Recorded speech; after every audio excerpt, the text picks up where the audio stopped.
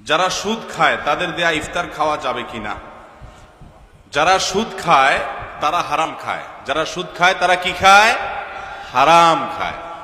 সুদের টাকা এটা যদি আপনাকে ইফতারির জন্য দেয় তো ইফতারি তো খাওয়া যাবেই না। ইফতারি ছাড়া এমনি খাবারও সুদের টাকা দিয়ে খাওয়া যাবে, কারণ যেটা হারাম সে হারামের টাকা দিয়ে ইফতারি তো করা যায় না, এমনিও খাওয়া যায় না। যার কারণে আপনি যদি জানেন কেউ আপনাকে 50টা টাকা দিছে, 100টা টাকা দিছে, এই টাকাটা কিসের টাকা? সুদের টাকা। তাহলে এই সুদের টাকা এটা দিয়ে যদি আপনাকে এমনি একবেলা খানা খেতে দেয়, আপনি জানেন সুদের টাকা দিয়ে দিছে, তাহলে ওটা খাওয়া আপনার জন্য কি হবে না? হালাল হবে না। ওইটা আপনি ওই ব্যক্তিকে ফেরত দিয়ে দিবেন, তাকে ফেরত দিয়ে দিবেন।